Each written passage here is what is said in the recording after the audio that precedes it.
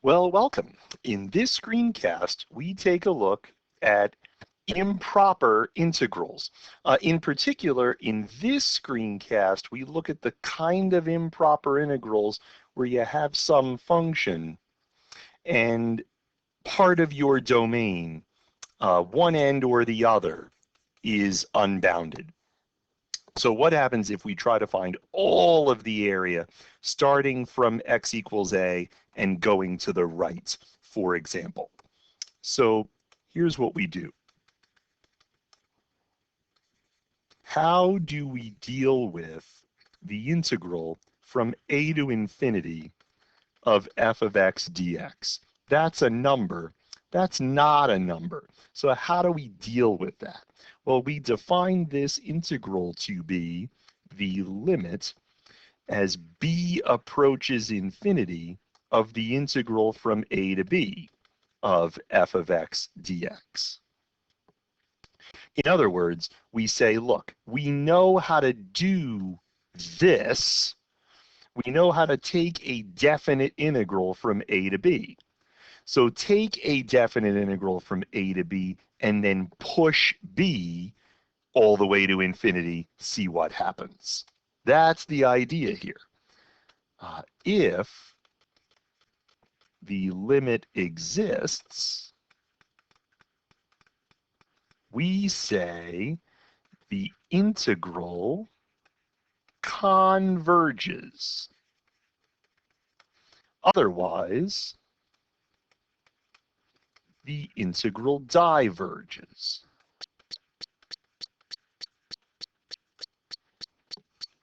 If it converges to a number. If it diverges, it does not converge to a number.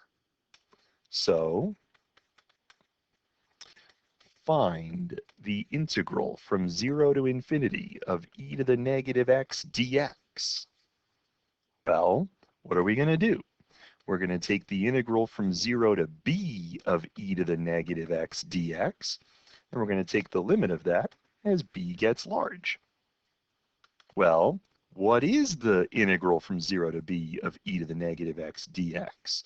Well, the antiderivative of e to the negative x is negative e to the negative x from 0 to b.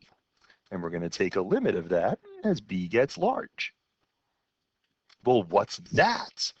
Well, what are we going to take the limit of? Well, throw the b in, and then throw the 0 in. E to the 0, that's 1. That's 1. So what happens to this as b gets large? Well, that's unaffected. What happens to this? Well, this is negative 1 over e to the b. As b gets large, the denominator gets large, which means the fraction gets small, which means that's 0. So that area is 1. The area under this curve from x equals 0 and going to the right forever, that area is 1. And by that, we mean we can make the area as close to 1 as we want just by going a little bit further out. More illustrations.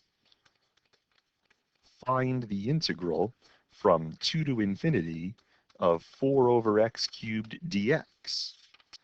4 over x cubed dx. Well, what are we going to do? We're going to take the integral from 2 to b of 4x to the negative 3 dx, and we're going to take a limit of that as b gets large. Well, what's that? This, we take an antiderivative, raise the power by 1, divide by that power. We're going to take a limit of that as b gets large from 2 to b.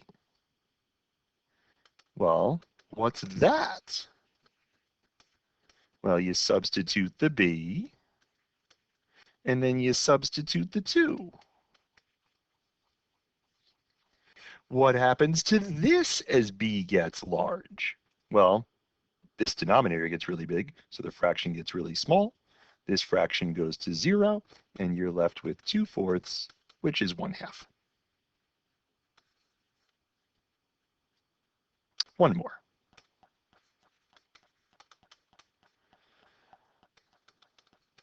Let's take the limit, the integral from 1 to infinity of 1 over x dx.